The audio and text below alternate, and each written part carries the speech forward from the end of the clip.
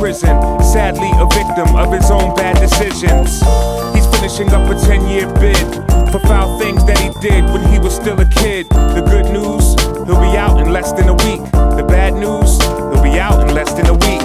It's tough because this news is known by the ruggedest crews. They doing life and ain't got nothing to lose, and they already plotting. In fact, his man stopped him to chat and let him know he should be watching his back. And though his external appearance is rougher than Brillo, on most nights his cries are muffled by his pillow, because his eyes have seen unspeakable atrocities, from suicide to suicide. But yo, peep the dichotomy. He wants to get out, but in a way he doesn't, because he's not really sure if he can make the adjustment. Plus he's young and black and can't escape from the fact that most of the stats say he'll be coming back. He feels like he might as well rot. He's shell-shocked by hell's plot to keep him in jail, locked in a cell block. The stress is weighing on his mind so heavy, he cries out, Jesus, if you're real, I'm ready.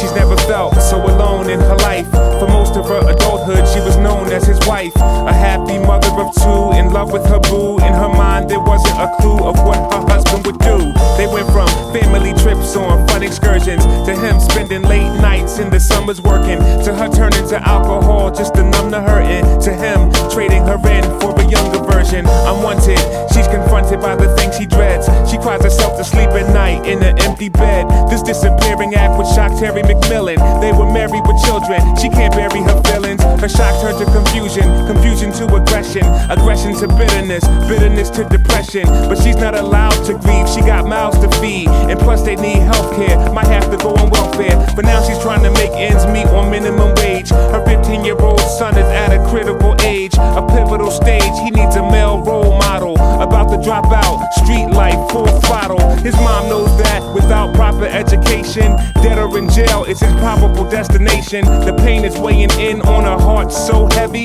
she cries out, Jesus, if you're real, I'm ready.